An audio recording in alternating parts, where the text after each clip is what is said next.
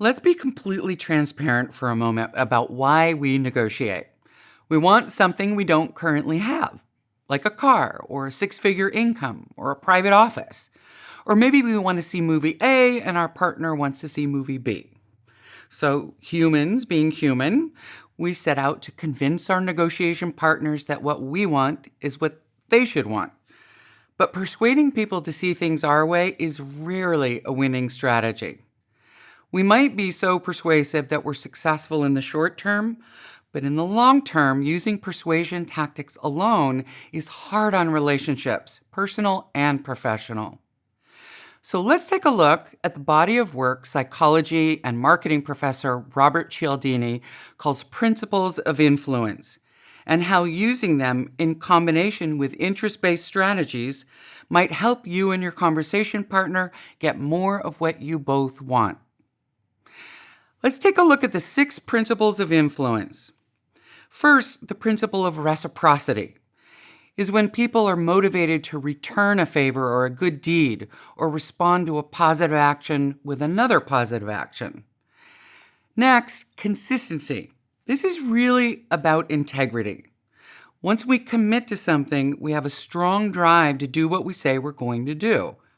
So if your boss promised you an increase in a salary by a certain date, and that date's passed, reminding her about your agreement would be using the principle of consistency to get things moving. Next is social proof, and this is conforming to custom or group behavior. You're more likely to put a tip in the jar if there's already money in it, or work overtime on a project if the whole team is doing the same. Next is the principle of liking. And this means that people who are similar to us are more likely to be influenced by us. So if you've worked on a successful project with people who are all parents of toddlers, they might be motivated to work with you in the future, not only because of the success of the project, but because you have something in common, toddlers. The next principle is authority. This is our tendency to obey or believe people in positions of power, like a boss or a professor.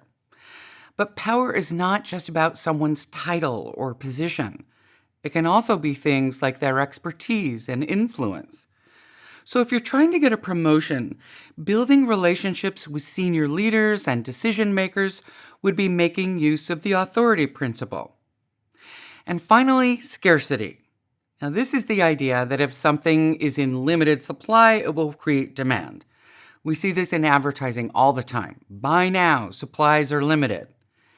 In the workplace, scarcity may take the form of urgency. If you're trying to get buy-in on an idea or a project, you might stress the impact that acting immediately will have on the competition or, say, productivity and bottom lines. So let's apply one of these principles to the working remotely on Friday example. Let's say your boss, like you, is the parent of a toddler.